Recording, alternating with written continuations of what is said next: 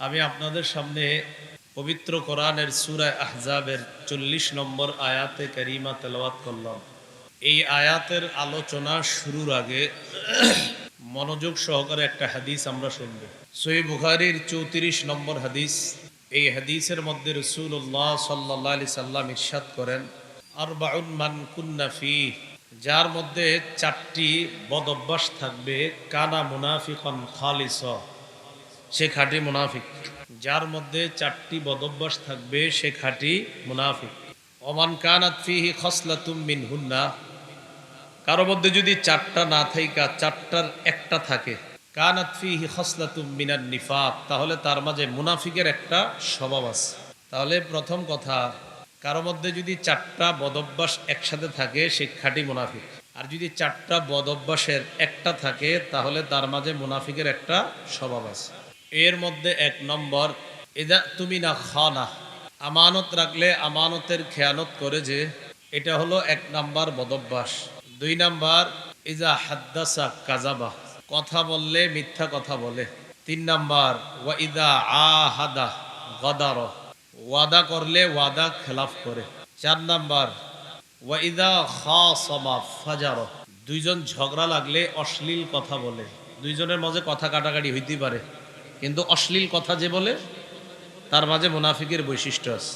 তাহলে এই 4টার মধ্যে একটা হলো মিথ্যা কথা বলা। এই মিথ্যা কথা বলে আপনাদের কাছ থেকে অনেকে আমার নাম ভাঙিয়ে টাকা চাইতে পারে বিভিন্ন মাধ্যমে। কোনোভাবেই কাউকে কোনো অবস্থাতেই টাকা পয়সা দিবেন না যে আমি ওনাকে মাহফিলে এনে দিব, আমাকে এত টাকা দিতে হবে। টাকা চাইলেই বুঝবেন প্রতারক। টাকা চাইলে কি বুঝবেন? প্রতারক। এই কথাটা আপনারা যারা শুনছেন আরো 10 জনকে জানায় দিবেন যে টাকা পয়সার লেনদেনে যখন আসবে তখন বুঝবেন প্রতারণার ঝামেলা আছে ভিতরে।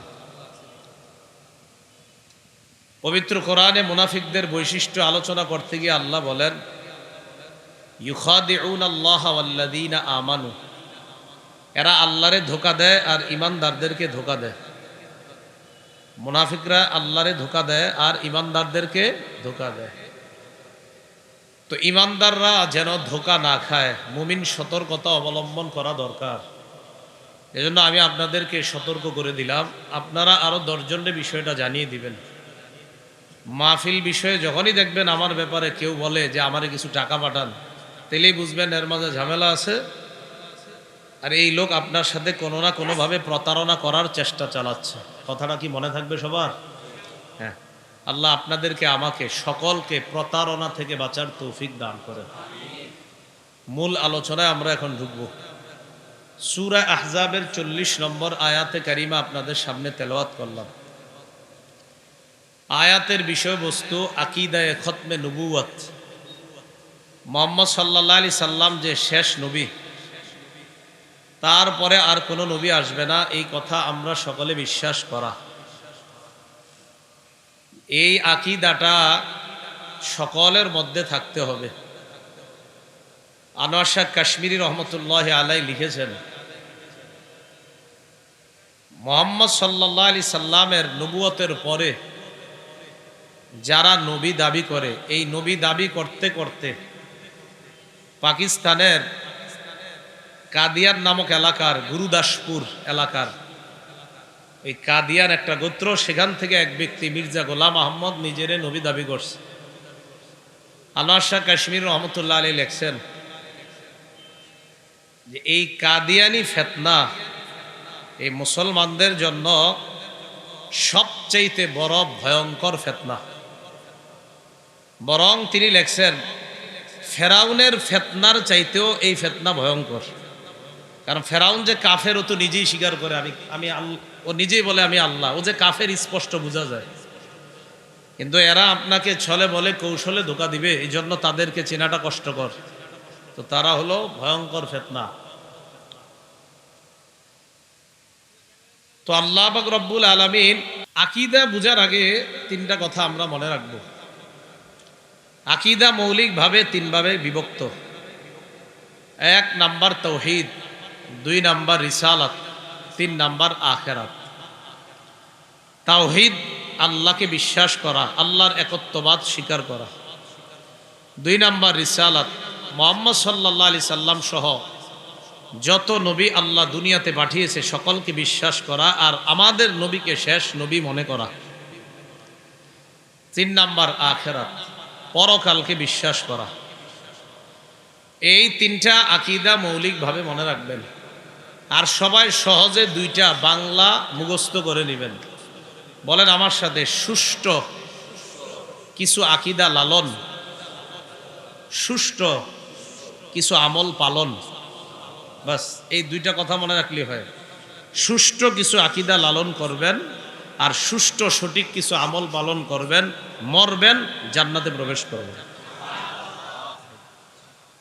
কিছু সুষ্ঠু আকীদা লালন করবেন, কিছু সঠিক আমল পালন করবেন, মরবেন সুন্দরভাবে জান্নাতে যাবেন। কিন্তু না, এই সহজ জিনিসটারও ঘুরায় পেঁচায় কঠিন বানাইবেন যাতে মরার পর মাইর খাওয়া শুরু হয়। এরকম আকীদা বুঝার ক্ষেত্রে 3টা আকীদা আমরা ভালো করে বুঝবো। 1 নাম্বার, একটা মানুষের আকীদায় অশুদ্ধ, একদম পুরো আকীদা অশুদ্ধ, সে যত ভালো কাজ করে তার সব আমল বরবাদ হয়ে যাবে। এগুলো 1 নাম্বার কথা। 2 নম্বর কথা, একটা মানুষের সব আকীদা শুদ্ধ আছে, একটা আকীদা অশুদ্ধ। প্রথম হলো তার আকীদাই অশুদ্ধ, কোনো ভালো আকীদা নাই, তার সব অশুদ্ধ আকীদা, কিন্তু কাজ করে সব ভালো। তাহলে আকীদা অশুদ্ধ রাইখা যত ভালো কাজ করবে সব ভালো কাজ বরবাদ, কোনো লাভ নাই, ফলাফল 0। 2 নম্বর, একটা মানুষের সবগুলো আকীদা শুদ্ধ আছে, একটা আকীদা অশুদ্ধ। এই সব আকীদা শুদ্ধ থাকার পরেও একটা আকীদা অশুদ্ধ হওয়ার কারণেও তার আমল সব বরবাদ হয়ে যাবে। তাহলে প্রথমটা সব আকীদা অশুদ্ধ, দ্বিতীয়টা সব শুদ্ধ, খালি একটা অশুদ্ধ এবং ভয়ঙ্কর অশুদ্ধ, যেটার কারণে তার ঈমান চলে যাবে, তো সব বরবাদ। 3 নাম্বার, আকীদা শুদ্ধ আছে, একদম পুরা পিওর আকীদা 100%। সে আল্লাহর বিধিনিষেধ সব স্বীকার করে। কি করে? স্বীকার যে হ্যাঁ আল্লাহ যেগুলারে হুকুম করছে এগুলা মানা, যেগুলা নিষেধ করছে এগুলা থেকে বাঁচা, এটি সব স্বীকার করে। পর্দা করা ফরজ এই এলাকার নারীরা স্বীকার করে, কিন্তু এরপরেও করতেছে না, কিন্তু স্বীকার করে। পর্দা যে ফরজ এটা স্বীকার করে, কিন্তু পর্দা স্বীকার করে ফরজ, তার মানে তার আকীদাটা বিশুদ্ধ, কোনো একটা কারণে সে পালন করতেছে না। তো এই যে বিশুদ্ধ আকীদা রাইখা শয়তানের ধোকায় যদি আমল একটু কমও থাকে, কিন্তু বিশুদ্ধ আকীদা নিয়ে যদি কবরে যায়, তাহলে খারাপ আমলের কারণে বিভিন্ন মেয়াদে জাহান্নামে শাস্তি ভোগ করার পর শুদ্ধ আকীদার কারণে একদিন না একদিন আল্লাহ জান্নাত দান করবেন। শুদ্ধ আকীদা জরুরি বিষয়। আমাদের মাঝে অনেকে আমরা তাহাজ্জুদ পড়ি, আল্লাহরে সেজদা করি, 5 ওয়াক্ত নামাজ পড়ি, তাহাজ্জুদও পড়ি, রোজা একটাও মিস দেই না, হজ করি, যাকাত দেই, সব ঠিক আছে, কিন্তু আল্লাহ ছাড়া আরেকজনেরও সেজদা দিই, ব্যাস সব শেষ। এজন্য এই 3টা কথা যদি মনে থাকে তাহলে আলোচনাটা সামনে যাওয়া সহজ। তো 1 নাম্বার, আকীদা পুরাই অশুদ্ধ, আমল নামা কাজ হবে না। 2 নাম্বার, সব শুদ্ধ, একটা অশুদ্ধ, যে অশুদ্ধের কারণে তার ঈমান চলে যায়, এটাও বরবাদির কারণ। 3 নাম্বার, আকীদা 100% পিওর, শয়তানের ধোকায় কিছু আমলে উল্টা পাল্টা করছে, কিন্তু আকীদা ঠিক আছে, সে একদিন না একদিন আল্লাহর জান্নাতে প্রবেশ করবে। তাহলে প্রথম আকীদা থেকে আমরা শুরু করি। পুরা আকীদা সব যার বরবাদ, তার কি অবস্থা হবে? তার আমল নামা সব বরবাদ, কারণ তার আকীদাই শুদ্ধ না। আল্লাহ পাক রব্বুল আলামিন পবিত্র কোরআনের সূরা মাঈদার 5 নম্বর আয়াতে আল্লাহ বলেন, ওয়ামান ইয়াকফুর বিল ঈমানি ফাকাদ হাবিতা আমালুহু ওয়া হুয়া ফিল আখিরাতি মিনাল খাসিরিন। যে ব্যক্তি ঈমানকে অস্বীকার করবে, খালি ঈমানটা রাখতে হবে, এটা অস্বীকার করে আর সব পালন করে, বা কিন্তু খালি ঈমানটা অস্বীকার করে, যে ঈমান আনা লাগবে এটা আমি বিশ্বাস করি না, এরকম একজনের আকীদা। আর এমনি সব ভালো কাজ করে, দাতব্য ফাউন্ডেশন আছে তার, সে কোটি কোটি টাকা দান করে, সব ঠিক আছে, কিন্তু ঈমানরে অস্বীকার করে, আল্লাহ বলে ফাকাদ হাবিতা আমালু, তার সব আমল বরবাদ, নষ্ট। ওয়া হুয়া ফিল আখিরাতি মিনাল খাসিরিন, সে আখিরাতে ক্ষতিগ্রস্তদের অন্তর্ভুক্ত হবে, বলি নাউজুবিল্লাহ। আকীদার মধ্যে একটা বিশুদ্ধ আকীদার নাম ইসলাম আল্লাহর মনোনীত ধর্ম এবং বর্তমানে আল্লাহর নবী মুহাম্মদ সাল্লাল্লাহু আলাইহি সাল্লাম দুনিয়াতে আগমন করার পর ইসলাম যে আমাদেরকে নবী সাল্লাল্লাহু আলাইহি সাল্লাম আমাদের কাছে যে ইসলাম রেখে গিয়েছেন, এটাকে একমাত্র সত্য ধর্ম, শ্রেষ্ঠ ধর্ম এবং বিশুদ্ধ ধর্ম মনে করা, এটাও একটা আকীদা যে ইসলামটাই আল্লাহর মনোনীত ধর্ম এবং এটাই খাঁটি। এই আকীদা লালন করা, যদি লালন না করেন আমলনামা বরবাদ। এটা লালন করতে হবে আপনার। দলিল সূরা মাইদার ৩ নম্বর আয়াতে আল্লাহ বলেন, আল-ইয়াওমা আকমালতু লাকুম দীনাকুম, আজ আমি তোমাদের জন্য তোমাদের দিন পরিপূর্ণ করে দিলাম। ওয়া আতমামতু আলাইকুম নি'মাতি, আমি তোমাদের উপর আমার নেয়ামতকে পুরা করলাম। ওয়া রাদিতু লাকুমুল ইসলাম দীনা, আমি তোমাদের জন্য ইসলামকে ধর্ম হিসাবে মনোনীত করলাম। তাহলে বলেন তো আল্লাহর মনোনীত ধর্মের নাম কি? হ্যাঁ, এটা আপনার আকীদা লালন করতে হবে। আপনি যদি মনে করেন ইসলাম ছাড়া আরো কিছু আছে, না, হবে না, এটাই আপনার লালন করতে হবে। সূরা আলী ইমরানের 19 নম্বর আয়াতে আল্লাহ বলেন, ইন্নাদ-দীনা ইনদাল্লাহিল ইসলাম, আল্লাহর কাছে একমাত্র মনোনীত ধর্ম হলো ইসলাম। সূরা আলী ইমরানের 85 নম্বর আয়াতে আল্লাহ বলেন, وَمَن يَبْتَغِ غَيْرَ الْإِسْلَامِ دِينًا فَلَن يُقْبَلَ مِنْهُ, ইসলাম ছাড়া অন্য কোনো কিছুকে যদি কেউ দিন হিসাবে গ্রহণ করে, ফালাই ইউকবাল মিন, আল্লাহ পাক রব্বুল আলামিনের স্পষ্ট ঘোষণা, লাই ইউকবালা, কিছুতেই গ্রহণ করা হবে না, মিনহু, তার থেকে। সে যে ইসলাম ছাড়া অন্য কিছুকে ধর্ম মনে করে, এটা তার থেকে গ্রহণ করা হবে না। তার মানে আয়াতগুলা কি বুঝায়? ইসলামকেই মনোনীত ধর্ম হিসাবে গ্রহণ করতে হবে, এই আকীদা লালন করতে হবে। তাহলে বলেন তো আল্লাহর মনোনীত ধর্ম ইসলাম, আমরা কি আকীদা লালন করি? আল্লাহর মনোনীত ধর্ম কি? বাস, এটা আমাদের আকীদা, এটা বিশ্বাস। এটা মুখে বললে হবে না, মুখে বলার পাশাপাশি আপনি হৃদয়েও এটা বিশ্বাস করতে, হ্যাঁ, আল্লাহর নিকট একমাত্র মনোনীত ধর্ম ইসলাম। সূরা কাহাফ 103, 104, 105 নম্বর আয়াতে আল্লাহ বলেন, কুল হাল নুনাব্বিউকুম বিল আখসারিনা আমালা, নবী আপনি বলেন আমি কি তোমাদেরকে তাদের ব্যাপারে বলবো যারা আমলে সবচেয়ে বেশি ক্ষতিগ্রস্ত? আল্লাযীনা দাল্লা সাইয়ুহুম ফিল হায়াতিদ দুনিয়া, যাদের পার্থিব জীবনের চেষ্টাগুলা সব ব্যর্থ হয়ে যাবে, পার্থিব জীবনের সব চেষ্টা ব্যর্থ। ওয়া হুম ইয়াহসাবুনা আন্নাহুম ইউহসিনুনা সুনআ, যারা পার্থিব জীবনে ভালো ভালো কাজ করে এবং মনে করে আমরা যেগুলো করতেছি সব ভালো, আল্লাহ কয় আসলে তারা জানে না তাদের এই সব ব্যর্থ হয়ে যাবে। কেন? উলাইকাল্লাযীনা কাফারু বিআয়াতি রাব্বিহিম ওয়া লিকাইহি, তারা হলো এই সমস্ত লোক যারা তাদের রবকে অস্বীকার করে আর কিয়ামতের ময়দানে যে আল্লাহর সাথে সাক্ষাৎ করতে হবে, আল্লাহর সামনে দাঁড়াতে হবে, এটাকে তারা অস্বীকার করে। ফাহাবিতাত আমালুহুম, ফলে তাদের সমস্ত ভালো কাজগুলা বরবাদ হয়ে যাবে। নাউজুবিল্লাহ। আবার বুঝেন, আমি একটা কাজ করতেছি ভালো আর মনে করতেছি আমার যেই সুন্দর ভালো কাজ, এটা আসলেই ভালো কাজ আমি মনে করতেছি। আল্লাহ কয় আমারে মাননি তো? যদি বলে যে না আল্লাহ যে একজন আছে এটা সে বিশ্বাস করে না, আর আল্লাহর সামনে দাঁড়াতে হবে কিয়ামতের মাঠে, এটা বিশ্বাস করে না, কিন্তু নিজের কাজগুলা খুব ভালো মনে করে, আল্লাহ কয় হাবিতাত আমালুহুম, এই যারা এরকম নিজের কাজগুলা ভালো মনে করে আর আমারই বিশ্বাস করে না, কিয়ামতের মাঠ বিশ্বাস করে না, তাদেরকে জানায় দাও তাদের সকল আমল ব্যর্থ, এই আমল কোনো কাজে আসবে না। আল্লাহ বলে কেমন ব্যর্থ? ফালা নুকিমু লাহুম ইয়াউমাল কিয়ামাতি ওয়াজনা, আমি তাদের এই আমলের কোনো ওজন সাব্যস্ত করব না, এই আমলের বিনিময়ে তাদের কোনো ওজন সাব্যস্ত করব না। মানে এমন আমল নামা যেটার কোনো ওজন নাই, মানে এটা আমার কাছে কোনো গুরুত্ব নাই, এটার কোনো মূল্য নাই।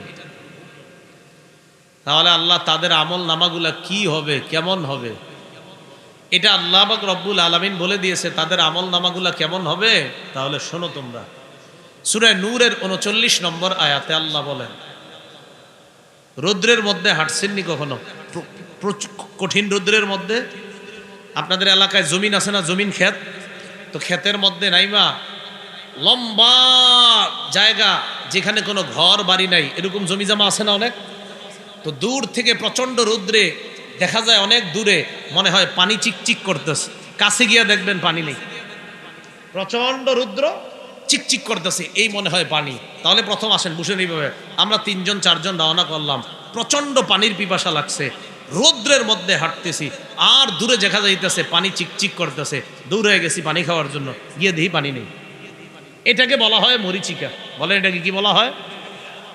আল্লাহ বলে যারা দুনিয়াতে ভালো কাজ করে আর আমারে বিশ্বাস করে না, এদের দৃষ্টান্ত, আমলের দৃষ্টান্ত কেমন তাহলে তোমরা শোনো। ওয়াল্লাযীনা কাফারু আ'মালুহুম কাসরাবিম বিকিআতি ইয়াহসাবুহুজ যামআনু মা। ওয়াল্লাযীনা কাফারু, যারা কুফরি করে, আমারে বিশ্বাস করে না, আ'মালুহুম কাসরাব, তাদের আমল নামাগুলা মরিচিকার মতো। বিকিআ, মরুভূমির মধ্যে যেই মরিচিকা, এই মরিচিকার মতো। ইয়াহসাবুহুজ যামআনু মা, যে মরিচিকা পিপাসার্ত দেখলে মনে করে পানি। হাত্তা ইদা জাআ, পানির কাছে যখন যায়, লাম ইয়াজিদহু শাইআ, যাওয়ার পর আর কিছুই পায় না। পিপাসার্ত যেমন মরুভূমির মধ্যে দূরে চিকচিক করলে গিয়ে দেখে মরিচিকারে পানি মনে করে, যারা আমারে বিশ্বাস করে না, যারা আমল করে প্রচুর আর মনে করে এটার ফলাফলটাও খুব পাবে, আল্লাহ কয় এই ফলাফল হলো তেমন। মরুভূমির মধ্যে পিপাসার্ত মরিচিকারে পানি মনে করা যেমন ব্যর্থতা, এই পানি যেমন পানি না, তারাও ভালো কাজ কইরা আমারে বিশ্বাস না কইরা আমলের প্রতিদান চাওয়াও ওই মরুভূমির মধ্যে মরিচিকারে পানি মনে করার মতো। মরুভূমির মরিচিকা কি আসলে পানি? ভালো কাজ করে আর আল্লাহ মানে না, এটার ফলাফল যদিও আশা রাখে আমি অনেক পাবো, আসলে কিছু পাবে? আল্লাহ কয় ওই মরিচিকার মতো, যেটার আসলে কোনো দাম নাই। আরেকটু সুন্দর কইছে আল্লাহ, তখন আরো বুঝবেন, স্পষ্ট হবে। সূরা ইব্রাহিমের 18 নম্বর আয়াতে আল্লাহ বলেন, মাসালুল্লাযীনা কাফারু বিরাব্বিহিম আ'মালুহুম কারামাদিন ইশতাদ্দাত বিহির রিহু ফি ইয়াউমিন আসিফ। ছাই চিনেননি আপনারা? এই জায়গায় আমরা এই মাঠটার মধ্যে অনেকগুলা ছাই জমা করে রাখলাম। প্রচন্ড ঝড়ের দিনে প্রচন্ড একটা বাতাস আসছে, আসার পর ছাইগুলা উড়া যাবে। তাহলে ছাইগুলা যে এনে রাখলাম, প্রচন্ড বাতাস আয়া উড়াইয়া নিয়ে গেল, তো ছাইগুলা রাখলাম। তাহলে এই ছাইগুলার তেমন কোনো গুরুত্ব নাই কেন? বাতাসে এটার এনে থাকতে দেয় না, এটা উড়াইয়া নিয়ে গেছে। আল্লাহ বলেন, মাসালুল্লাযীনা কাফারু বিরাব্বিহিম আ'মালুহুম কারামাদিন ইশতাদ্দাত বিহির রিহু ফি ইয়াউমিন আসিফ। যারা কুফরি করে, যারা তাদের রবকে অস্বীকার করে, তাদের আমলের দৃষ্টান্ত হলো কারমাদ। রমাদ অর্থ ছাই।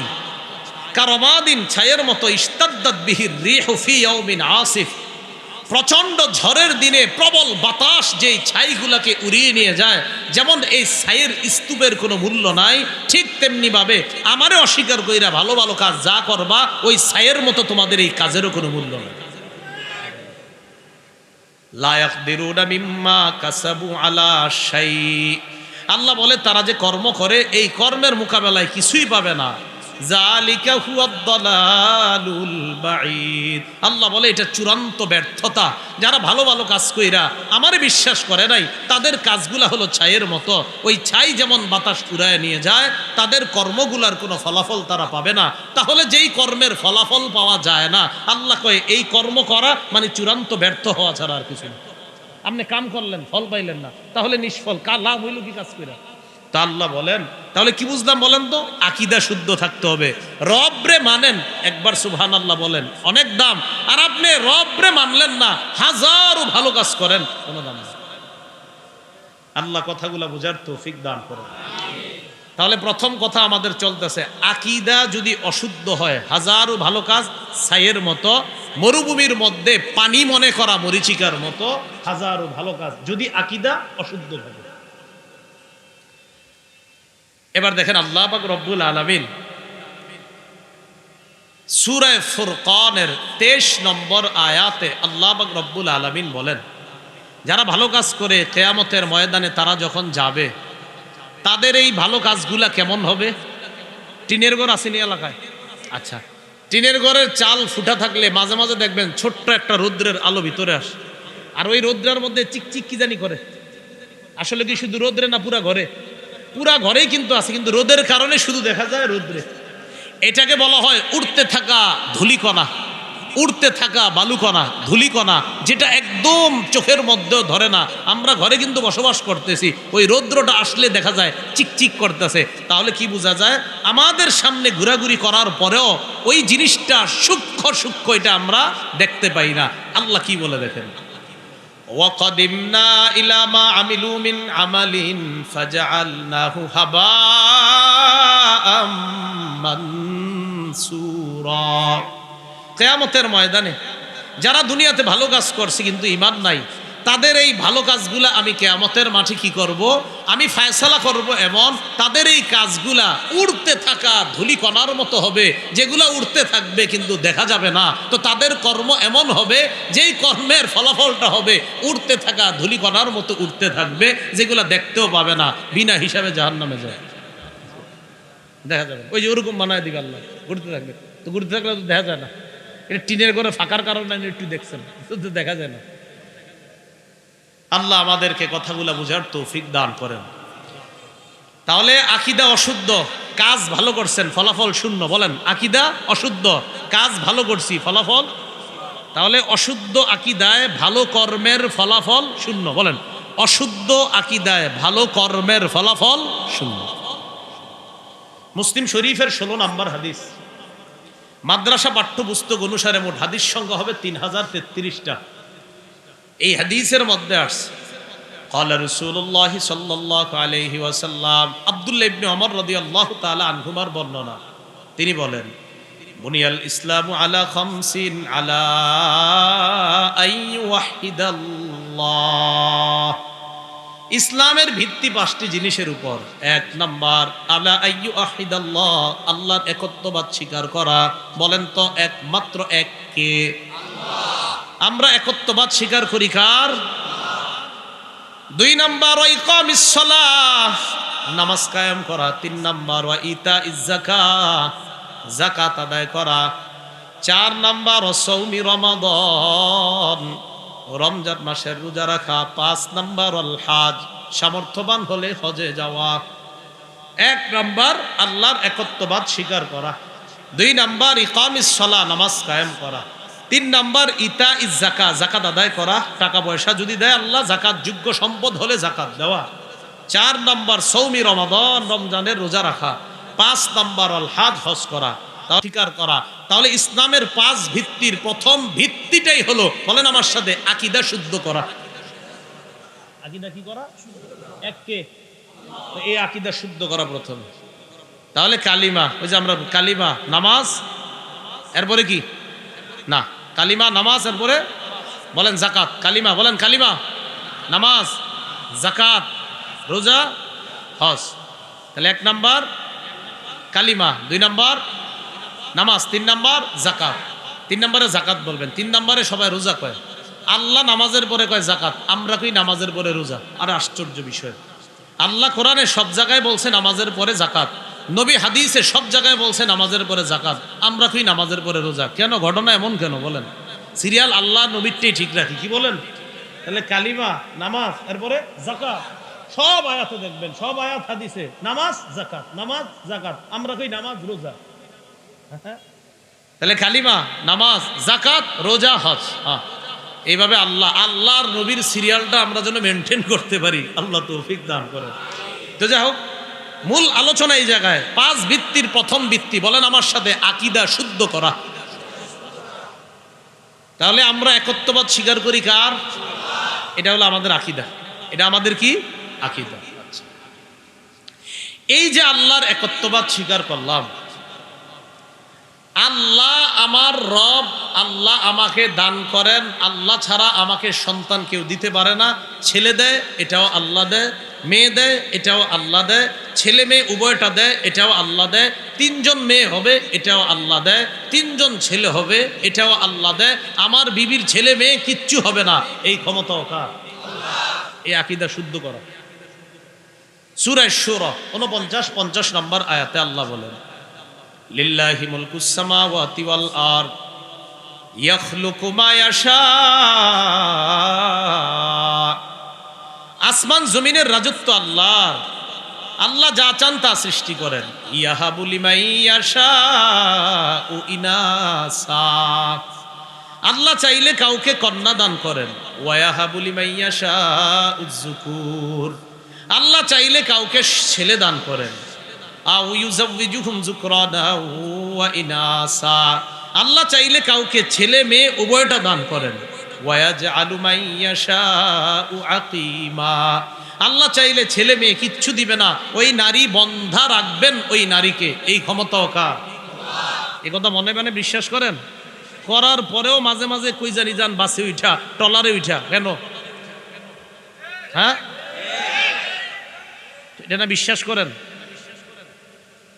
সন্তান কে দেয়? যাদের সন্তান হয় না তাদেরকে সূরা আলী ইমরানের 38 নম্বর আয়াতের অংশ শিখাইয়া দিবেন। রব্বি হাবলি মিন লাদুনকা যুররিয়াতান তাইয়্যিবা ইন্নাকা সামিউদ দুআ। এই দোয়া করে অসংখ্য অগণিত দম্পতি আমাদের বাংলাদেশেও সন্তান পাইছে, অসংখ্য নজির আছে। সূরা আলী ইমরান কয় নম্বর আয়াত? 38, অংশ বিশেষ, হাফিজি কোরআন শরীফ 3 নম্বর পারা 14 নম্বর পৃষ্ঠা, একদম শুরু লাইনটা, হুনালিকা দাআ যাকারিয়া রব্বা ক্বালা রব্বি হাবলি মিন লাদুনকা যুররিয়াতান তাইয়্যিবা। এই রব্বি হাবলি থেকে পড়বেন, রব্বি হাবলি মিন লাদুনকা যুররিয়াতান তাইয়্যিবা ইন্নাকা সামিউদ দুআ। বৃদ্ধ বয়সে জাকারিয়া নবী দোয়া করছে, আল্লাহ মারিয়াম রে আপনি মাধ্যম ছাড়া বেমৌসুমি ফল, মৌসুমের ফল আপনি যেটা মৌসুমে খাওয়ানো কথা, এটা মৌসুম ছাড়া আপনি খাওয়াইতে পারেন, আমারেও এই বুড়া বয়সে বৃদ্ধ বয়সে আপনি সন্তান দিতে পারেন। দোয়া করছে, দোয়া কইরা নামাজে দাঁড়াইছে, ফেরেশতারা আইসা কয় জাকারিয়া নবী দোয়া যে করছেন কবুল হয়ে গেছে। যাদের সন্তান হয় না এদেরকে বলবেন এই দোয়াটা করতে। স্বামী স্ত্রী দুইজন নীরবে নিবৃতে তাহাজ্জুদে আল্লাহর কাছে কাঁদবে আর বলবে, আল্লাহ এই দোয়া করে জাকারিয়া নবী বৃদ্ধ বয়সে সন্তান পাইছে, আমাদের বিয়ে হয়েছে 10 বছর 15 বছর, মাবুদ গো মেহেরবানি করে এই দোয়াটা জাকারিয়া নবী করছে, আপনি সন্তান দিছেন, আজকে আমিও করতেছি, আমার স্বামী করতেছে, আল্লাহ আমাদেরকে একটা সন্তান দান করবে। কয়দিন কইছেন? হুজুর অনেক দিন কইছিলাম। অনেক দিন মানে 1 মাস কইছেননি? কইছি। 1 বছর কইছেননি? কোন নেই। আপনি বলতে থাকেন বারবার, গত 10 বছর সন্তান হয়নি, 10 বছর দোয়াটা করতেন, করেন নাই তো। আল্লাহ আমাদেরকে বিশ্বাস, আকীদা বিশ্বাস সঠিক সুষ্ঠু করার তৌফিক দান করেন। তাহলে আল্লাহর একত্ববাদ আমরা স্বীকার করলাম। খুব ভালো করে মনে রাখবেন, শিরিক প্রথমত 2 প্রকার। বলেন কয় প্রকার? 1 নাম্বার আর শিরকুল আকবার, বড় শিরিক। 2 নাম্বার আর শিরকুল আসগর, ছোট শিরিক। 1 নাম্বার বড় শিরিক, 2 নাম্বার ছোট শিরিক। এই বড় শিরিক আবার 3 প্রকার। বলেন শিরিক প্রথমত কয় প্রকার? বড় শিরিক, ছোট শিরিক। বলেন বড় শিরিক, ছোট শিরিক। বড় শিরিক আবার কয় প্রকার? 3। 1 নাম্বার শিরকুল ইতিকাদ, বিশ্বাসগত শিরিক। 2 নাম্বার শিরকুল আকওয়াল, কথার শিরিক। 3 নাম্বার শিরকুল আফআল, কর্মগত শিরিক। শিরকুল ইতিকাদ বা বিশ্বাসগত শিরিক যেটা, এই বিশ্বাসগত শিরিক কোনটা? আপনার এই বিশ্বাস কি যে আল্লাহ পাক রব্বুল আলামিন আমারে এটা দিতে পারে, আল্লাহ একমাত্র আমার ওটা করতে পারে, এই বিশ্বাস আপনি রাখেন। আবার আপনি আল্লাহরে মহব্বত করেন, আল্লাহরে ভালোবাসেন, সব ঠিক আছে। পাশাপাশি আল্লাহর পাশাপাশি আরো কয়েকজনরে আপনি এরকম বিশ্বাস করেন যে আল্লাহ যেমন ক্ষমতা রাখে আমার এইগুলা দেওয়ার, এই অমুকেও ক্ষমতা রাখে। এটা বিশ্বাসগত শিরিক। এটা কি শিরিক? বিশ্বাস মানে আল্লাহরে মানে, আল্লাহ যে আল্লাহ এটা মানে, রব মানে, রবও আমার এটি দেয়, আবার এর 5-7 জন অর্ধর্গ মানে এরাও দেয়। এটা বিশ্বাসগত শিরিক। যেমন আল্লাহ কোরআনে বলেন, ওয়া মিনান নাসি মান ইয়াত্তাখিযু মিন দুনিল্লাহি আনদাদা ইউহিব্বুনাহুম কাহুব্বিল্লাহ। মানুষের মাঝে কিছু মানুষ আছে এমন, ইয়াত্তাখিযুনা মিন দুনিল্লাহি আনদাদা, মান ইয়াত্তাখিযু মিন দুনিল্লাহি আনদাদা, যারা আল্লাহ ছাড়াও আরো সমকক্ষ নির্ধারণ করে, মানে আল্লাহও ঠিক আছে আবার আরো সমকক্ষ নির্ধারণ করে। ইউহিব্বুনাহুম কাহুব্বিল্লাহ, যেই কয়েকজনরে আল্লাহর মোকাবেলায় দাঁড় করায় তাদেরকে যেমন ভালোবাসে, মানে আল্লাহরে ভালোবাসার মতো ওই 5 জনরেও ভালোবাসে, তাদেরকেও ভালোবাসে। নাউজুবিল্লাহ। কিন্তু আল্লাহ বলেন যারা ঈমানদার, ওয়াল্লাযীনা আমানু আশাদ্দু হুব্বাল লিল্লাহ, ঈমানদাররা সবচেয়ে বেশি ভালোবাসবে আল্লাহকে। ইমানদাররা সবচেয়ে বেশি ভালোবাসবে আল্লাহকে। কিন্তু বিশ্বাসগত শিরিক যারা করে এরা আল্লাহরও মহব্বত করে, আবার ওই 7-8 জন ইত্যাদি ইত্যাদিদেরকেও মহব্বত করে। যে উনিও এর ভিতরে যে কি আছে বুঝবেন না, কি আছে সালাপুরা রয়েছে, আছেটা কি তো দেখাই যাইতেছে কি আছে কাজ। মানে আমাদের সমাজে দেখবেন যে যত পোশাক কম পরবে আর নিচের দিকে এরকম তাকায় ধ্যান ট্যান করবে, তখন আপনি যদি কিছু বলেন হ্যাঁ পোশাক টোশাক পরেন, তখন আরেকজন বলবে কিছু বইলো না। আরে কিছু বইলো না মানে পোশাক নাই কেন, ঠিক মতো পোশাক টোশাক পরে না কেন, বলবে কি যে আছে এটা কিন্তু বুঝবেন না, কি যে আছে তো দেখায় রাখছে। উল্টা পাল্টা কথা বলে, পোশাক আশাক কিচ্ছু নাই, আবার দাবি করে যে আমার ভিতর অনেক কিছু আছে। এ কোনো সন্দেহ নাই সে এবং তার অনুসারী যারা হবে ভণ্ড, প্রতারক, ছলে বলে কৌশলে মুসলমানদের ইমান নিয়ে তামাশা করে। বলে কি আছে, আর আপনাদের আকল এত নষ্ট হয় যে এটা যত একদম কাপড় কম পরে থাকে মনে করেন এটা কিছু একটা আছে। সালার পরে এই পরে চট পরে বস্তা পরে মানে কি, আর 5 তলা বাড়ি আছে আবার সালার চট পরে, এটা ফাইজলামি না?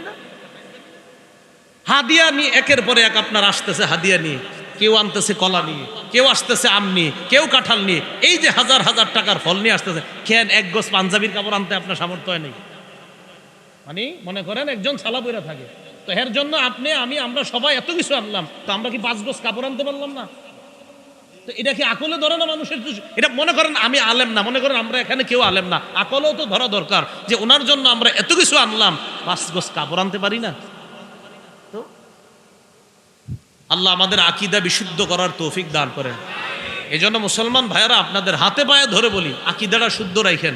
আমি তো প্রায় সময় বলি ফজরের নামাজ পড়া একটু কোরআন তেলাওয়াত কইরা এরপরে কৃষি কাজ করেন, আইসা জোহর পড়েন, জোহরের পর খানা টানা খাইলেন, একটু শুইলেন, আসরের পরে দেখলেন বাজার সাজার কইরা আসলেন, মাগরিব পড়লেন, এশার নামাজের আগেই খানা খেয়ে ফেলবেন, নামাজ পড়ে আবার ঘুমায় যান, আবার ফজর পড়েন, আবার এইভাবে আপনার কৃষিকাজ রিক্সা ইত্যাদি আছে কাজ করেন।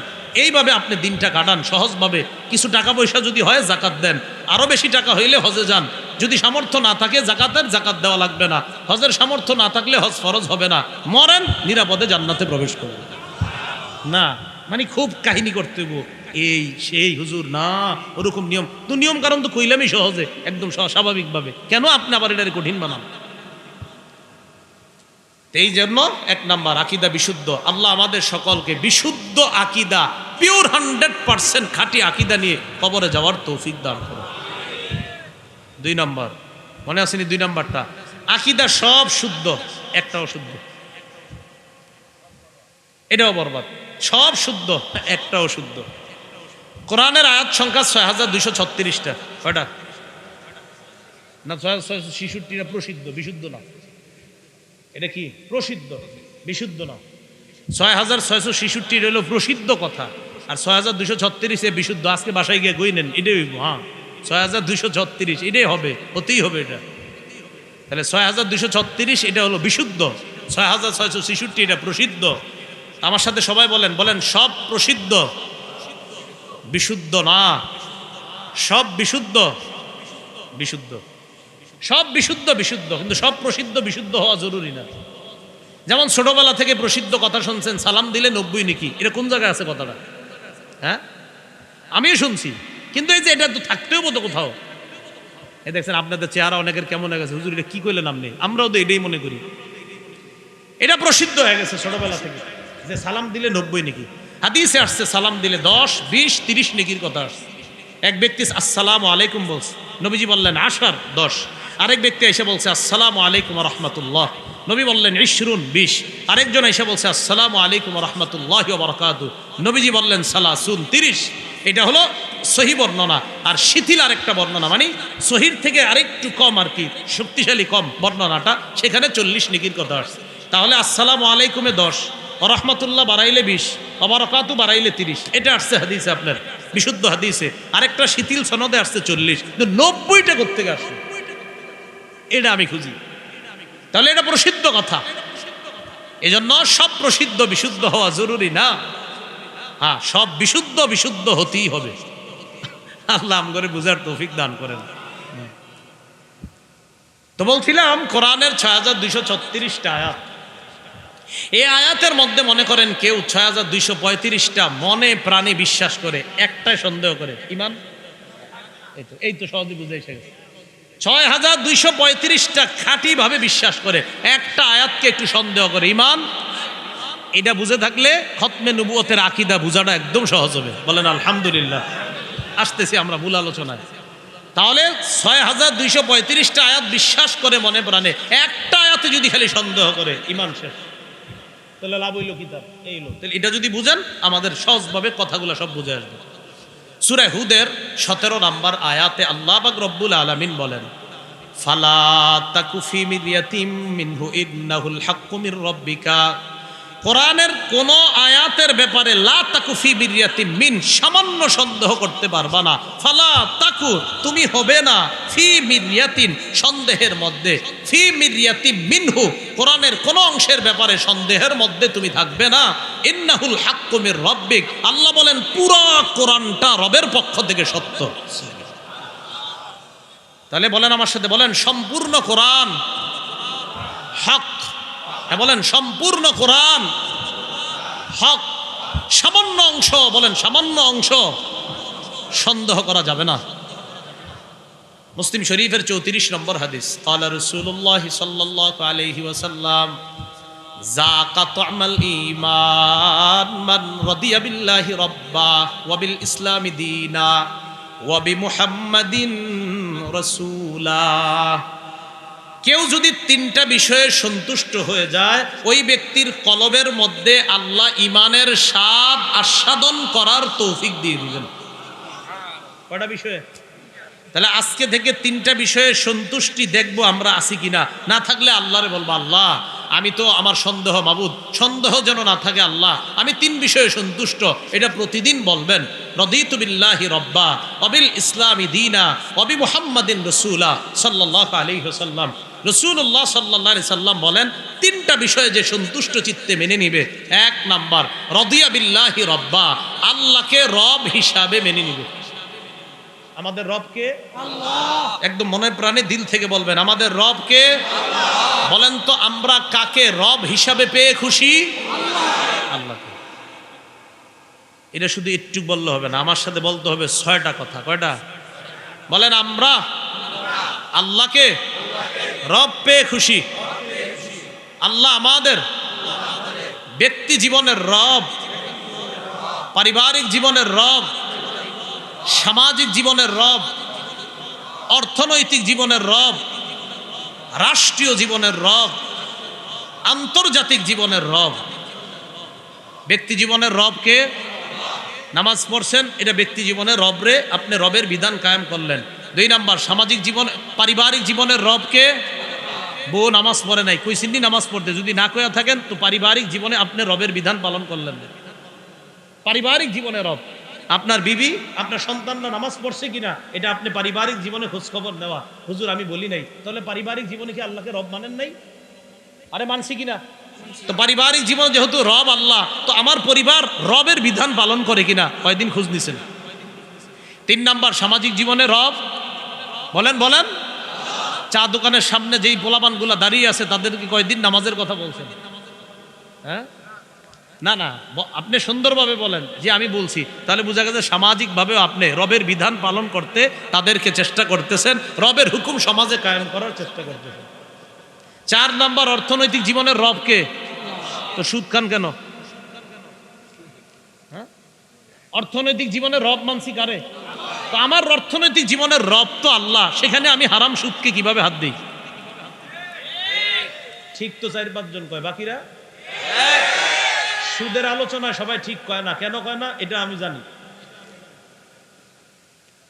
তাহলে আমার অর্থনৈতিক জীবনের রব, তাহলে সুদ খাওয়া মানে কি? আপনি কেন সুদ খাচ্ছেন? সুদ হারাম, এটা কে বলছে? বলেন রব বলছে। বলেন কে বলছে?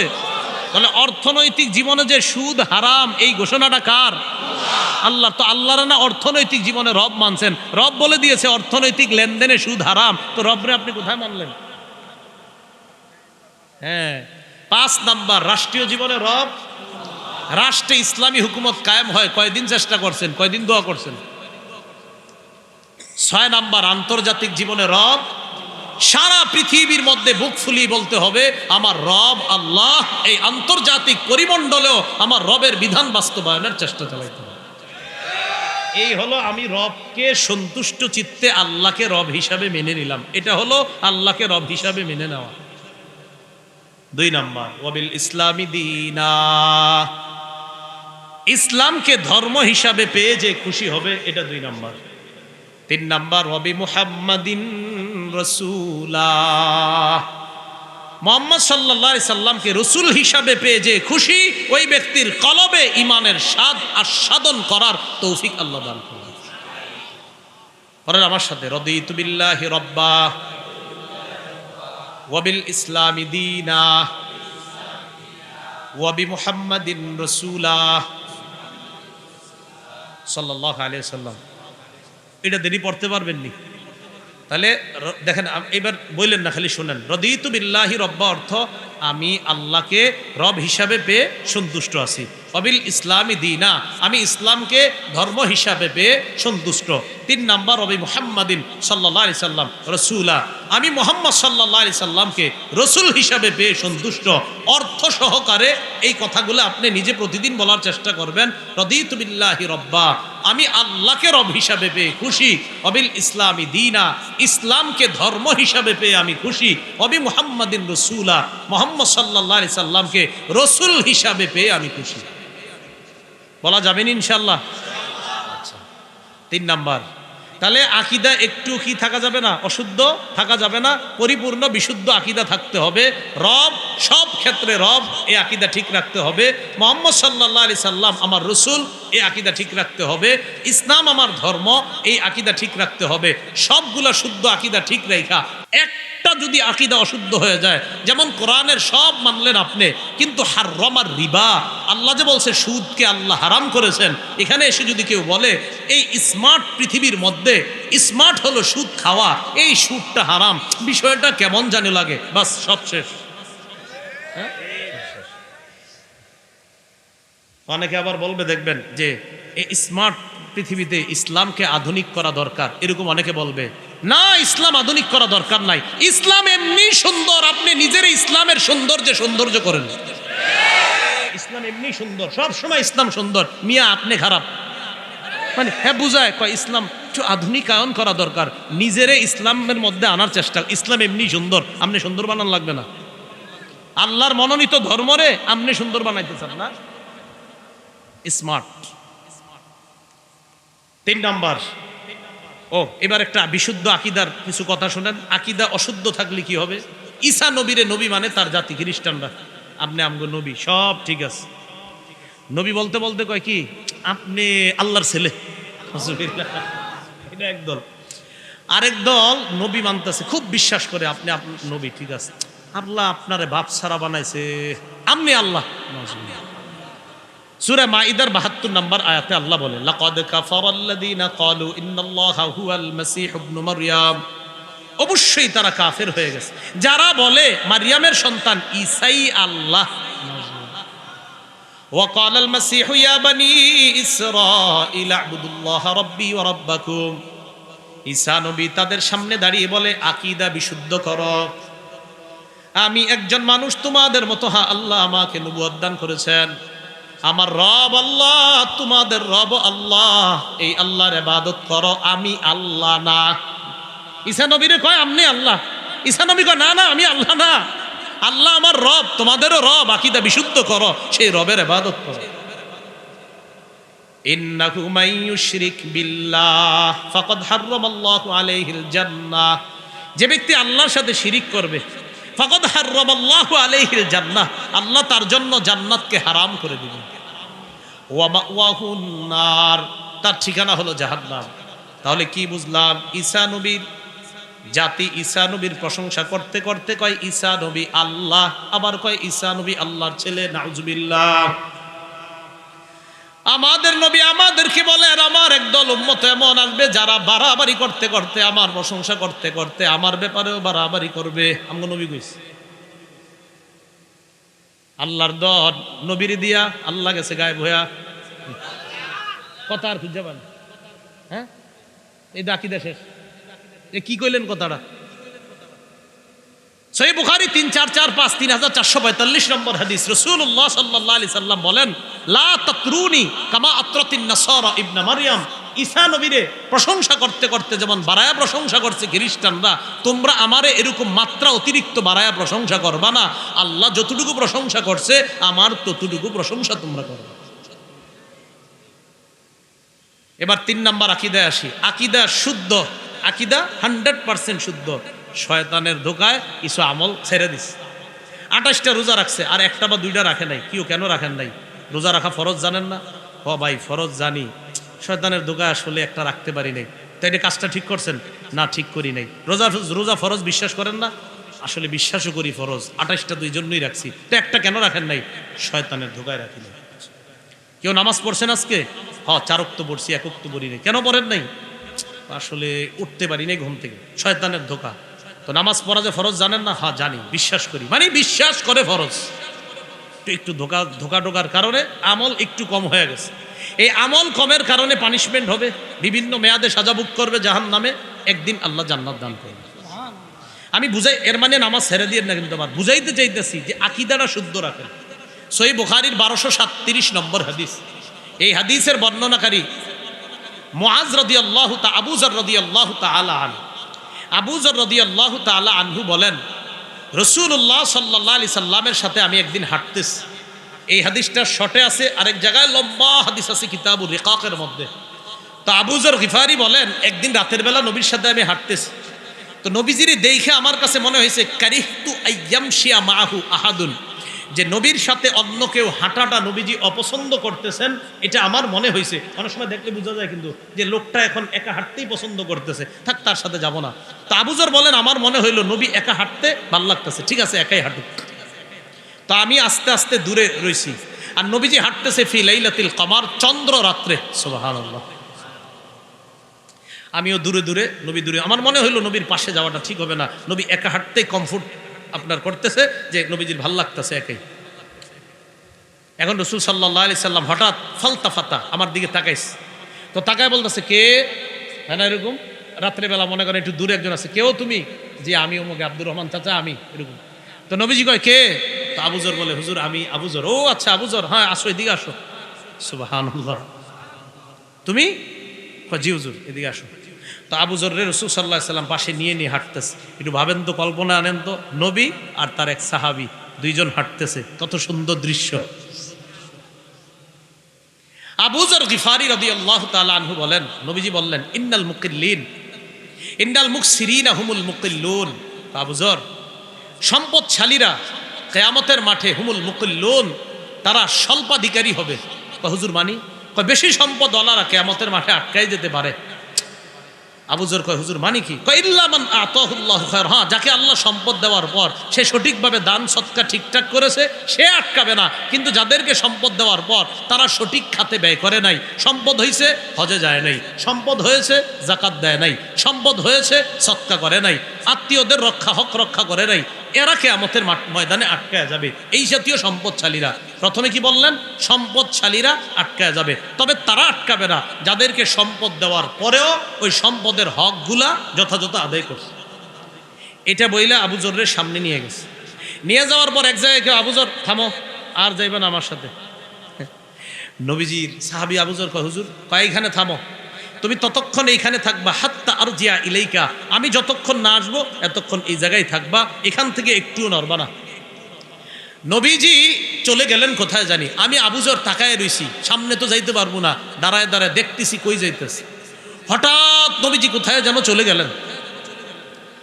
এক পর্যায়ে আর রসুলকে আমি দেখি না।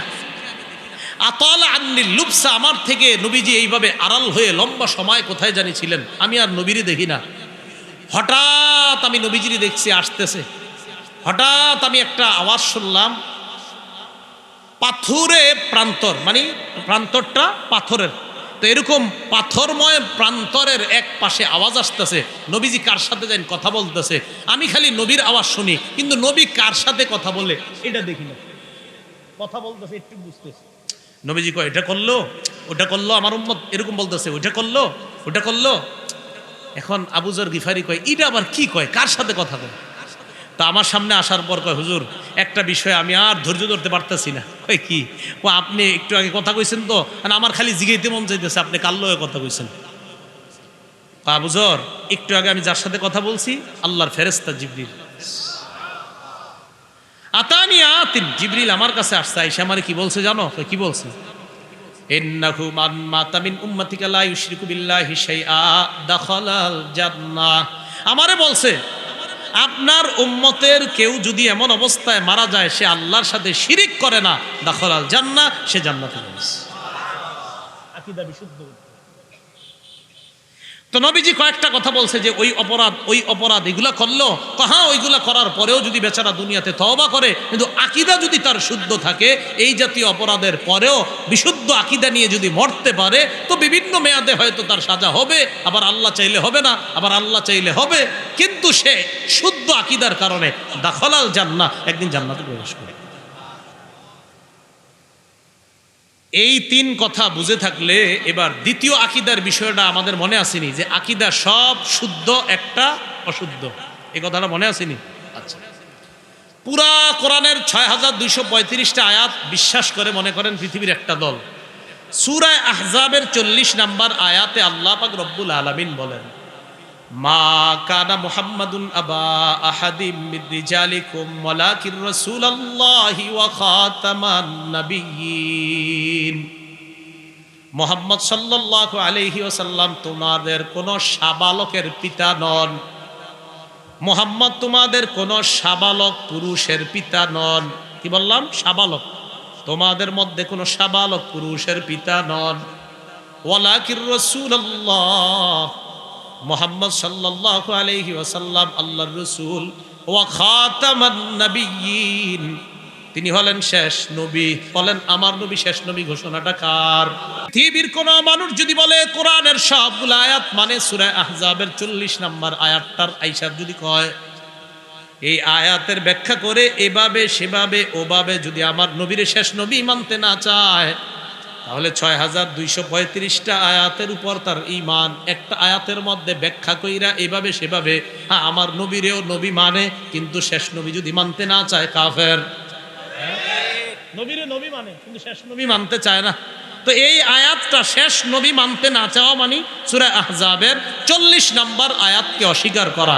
আমার নবীরে যদি কেউ শুধু নবী মানে, মামার পর যদি বলে হ্যাঁ মুহাম্মদ সাল্লাল্লাহু আলাইহি সাল্লাম নবী তবে শেষ নবী না, সে কাফের।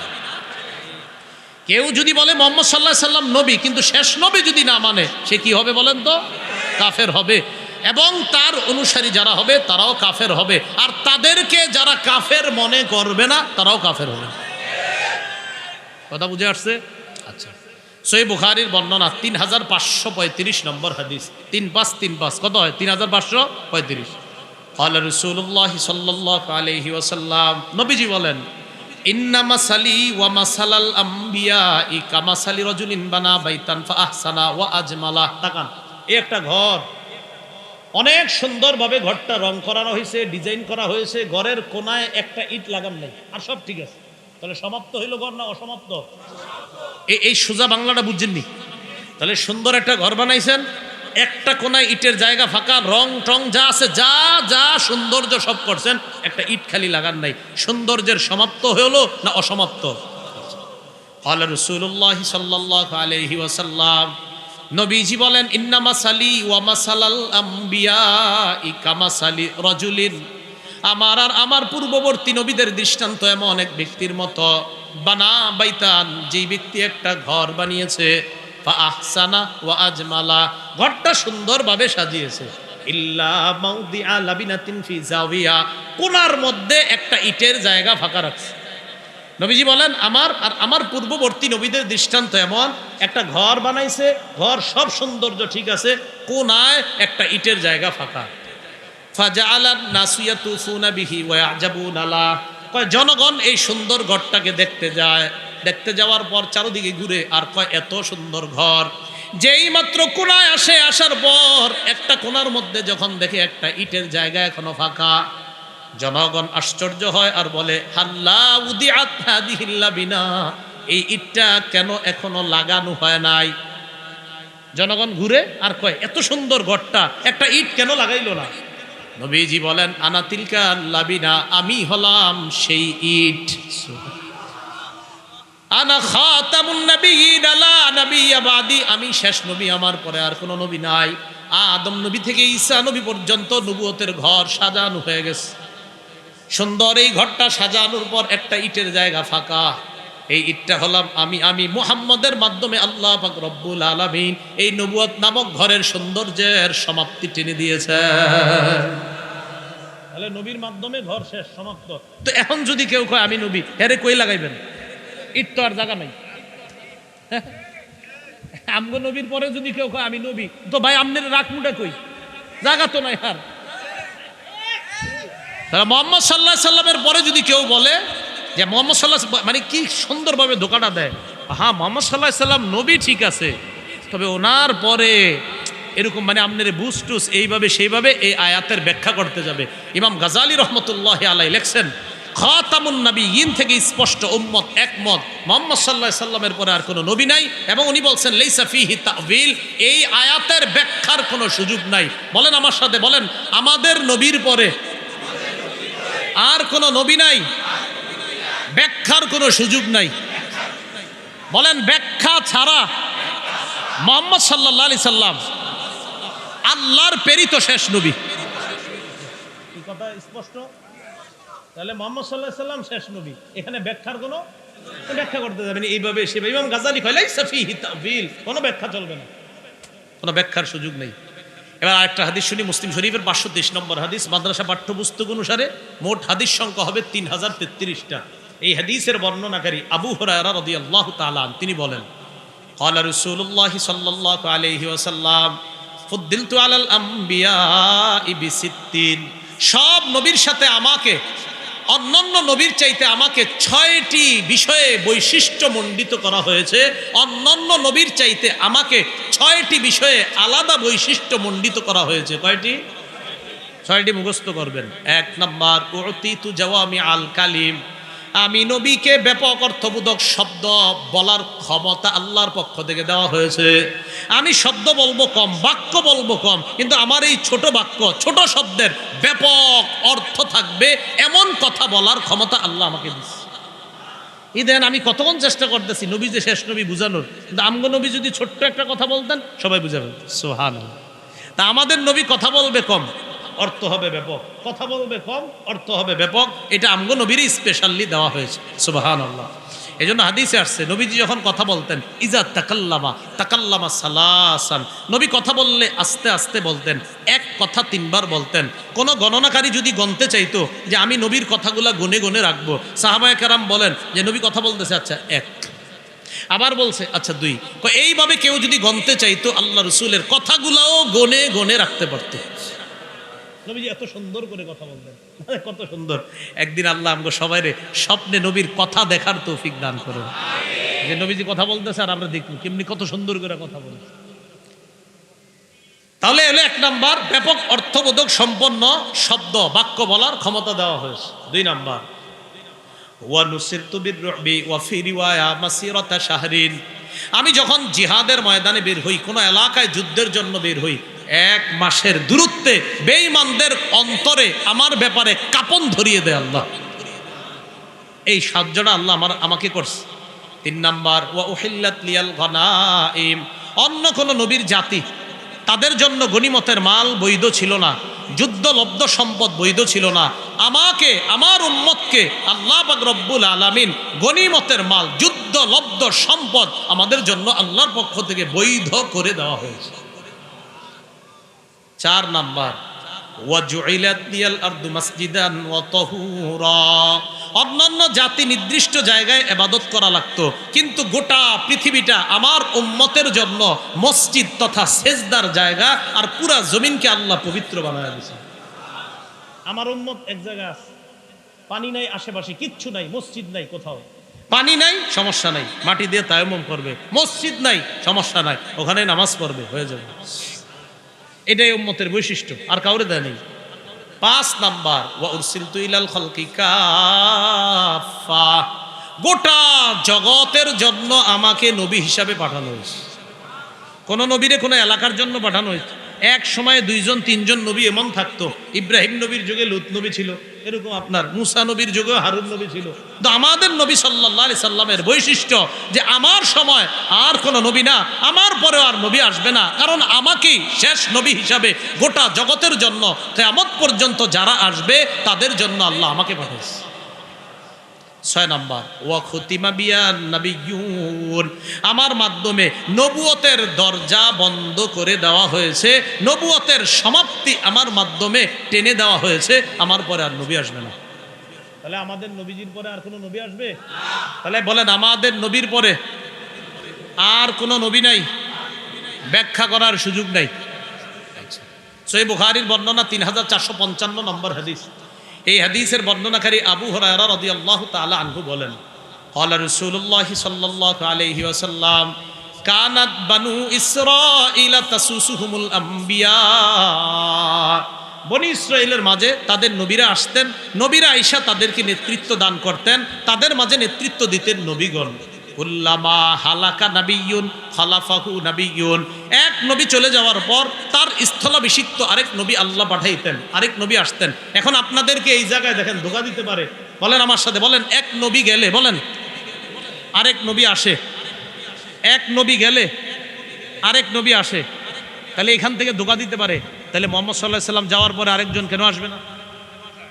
নবীজি বলছে এক নবী গেলে আরেক নবী আসে। এই হাদিসে শেষে আবার নবী বলে দিছে, এই শোনো, এক নবী গেলে আরেক নবী আসে, ঠিক এই হাদিসে শেষে বলছে ওয়া ইন্নাহু লা নাবিয়্যা বাদি, আমি নবী যাওয়ার পরে কিন্তু আর নবী আসবে না। সুবহানাল্লাহ, এই হাদিসে নবী বলছে এক নবী গেলে আরেক নবী আসে, তবে হ্যাঁ ইন্নাহু লা নাবিয়্যা বাদি, আমার পরে কিন্তু আর নবী আসবে না। হ্যাঁ সায়াকুনু খুলাফা ফায়াকসুরুনা, আমার পরে খলিফা হবে। কি হবে? তাহলে নবী হবে না, আমার পরে কি হবে? খলিফা হবে, প্রচুর খলিফা হবে। তিরমিজি শরীফের 2272 নম্বর হাদিস, 2272 নম্বর হাদিস। এই হাদিসের মধ্যে রাসূলুল্লাহ সাল্লাল্লাহু আলাইহি ওয়াসাল্লাম খুব স্পষ্টভাবে বলে দিয়েছেন, ইন্না রিসালাতা ওয়ান নুবুওয়াতা কদ ইনকাতাআত, রিসালাত আর নবুয়তের দরজা বন্ধ হয়ে গেছে। ফাইন্নাহু লা রাসূলা বাদি, আমার পরে আর রাসূল নাই, ওয়ালা নাবিয়্যা, আমার পরে আর নবী নাই। তিরমিজি শরীফের 2219 নম্বর হাদিস। রাসূলুল্লাহ সাল্লাল্লাহু আলাইহি সাল্লাম বলেন, আমার উম্মতের মধ্যে সালাসুনা দাজ্জালুনা কাজ্জাবুনা, 30 জন মিথ্যাবাদী নবুয়ত দাবিদার এরকম আসতে পারে। এর মাঝে গোলাম আহমদ পর্যন্ত প্রায় 19 জন দাবি করছে, এর মাঝে নারীও আছে 2 জন। এরা এরকম মিথ্যা নবুয়ত দাবিদার দুনিয়াতে আসতে পারে।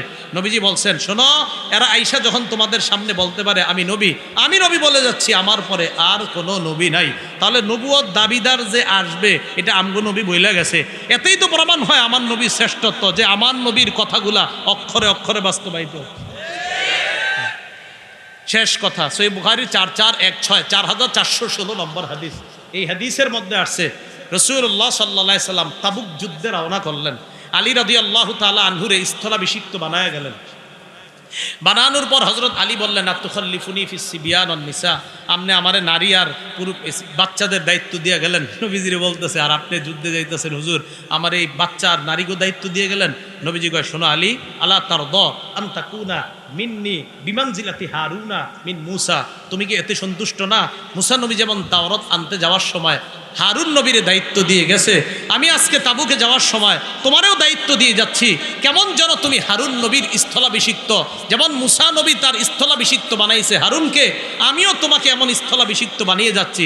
হ্যাঁ, কেউ কেউ আবার প্রতারণা করে ধোঁকা দিতে পারে, তো হারুন নবী তো নবী ছিলেন, তাহলে আলী নবী হবে না কেন? ওইভাবে মুসা নবী স্থলাভিষিক্ত বানাইছে হারুন রে, আর আমাদের নবী স্থলাভিষিক্ত বানাইছে আলীকে, তো ধোঁকা দিতে পারে, তাহলে আলী নবী হবে না কেন? এই হাদিসে নবী বলছে, আলী শোনো, তুমি আমার স্থলাভিষিক্ত মানে কিন্তু এই না যে তুমি নবী, ইল্লা আন্নাহু লা নাবিয়্যা বাদি, আমার পরে কিন্তু নবী নাই। আমগো নবী জানতেন একদল বাটপার এরকম বলতে পারে, তাই নবী প্রত্যেক হাদিসে স্পষ্ট করে গেছেন। তাহলে হাদিসের কোনো আংশিক অংশ দিয়ে ধোঁকা দেওয়ার সম্ভাবনা নাই। এজন্য মনে রাখবেন, নবীজি সাল্লাল্লাহু আলাইহি সাল্লামের শেষ নবী নিয়ে এই আকীদা নিয়ে যারা আপনাদের কাছে ধোঁকাবাজি করে, এদের মূল একটা বুঝি, বিভিন্ন হাদিসের অংশ আপনাদেরকে শোনাবে। এই যে দেখেন আমিও শোনাইছি, অথচ পরের অংশে আছে আমার পরে নবী নাই। আলীর হাদিসটা আপনাদেরকে শোনায় বলতে পারে এই দেখো আলী হারুনের স্থানে, তাহলে হারুন নবী নবী হইলে আলী কেন নবী হবে না? নবী ওই হাদিসেই বলছে কিন্তু শোনো আমার পরে কিন্তু আর নবী নাই। নবী আরেক বর্ণনার মধ্যে বলছেন এক নবী গেলে আরেক নবী আসে। এই হাদিস দিয়ে আপনারা ধোঁকা দিতে পারে, তাহলে নবীজি যাওয়ার পর আরেক নবী আসবে না কেন? ওই হাদিসেই নবী শেষে জবাব দিছে এই শোনো এক নবী গেলে আরেক নবী আসে, আমি গেলে যে আরেকজন আসবে এমন না, আমার পরে কিন্তু নবী নেই। তাহলে রাসূল সাল্লাল্লাহু আলাইহি সাল্লাম প্রত্যেকটা হাদিসে স্পষ্ট করে গিয়েছেন। তাহলে এই জায়গায় আসেন, একজন মুসলমানের সব আকীদা শুদ্ধ, কোরআনের সব আয়াত মানে, সব হাদিসগুলা মানে, শুধু একটা জায়গা অবিশ্বাস করে মুহাম্মদ সাল্লাল্লাহু আলাইহি সাল্লাম যে শেষ নবী, নবী মানে কিন্তু উনি যে শেষ নবী শুধু একটুক অস্বীকার করে। ঈমান আল্লাহ আমাদের সকলকে আকীদা শুদ্ধ করে আমরা যেন বিশুদ্ধ আকীদা নিয়ে কবরে গিয়ে আপনাদের সবার সাথে একসাথে আবার আমরা জান্নাতে হতে পারি, আল্লাহ তৌফিক দান করেন। সুবহানাল্লাহি ওয়া বিহামদিহি, সুবহানাকাল্লাহুম্মা ওয়া বিহামদিকা আশহাদু আল্লা ইলাহা ইল্লা আনতা আস্তাগফিরুকা ওয়া আতুবু ইলাইক।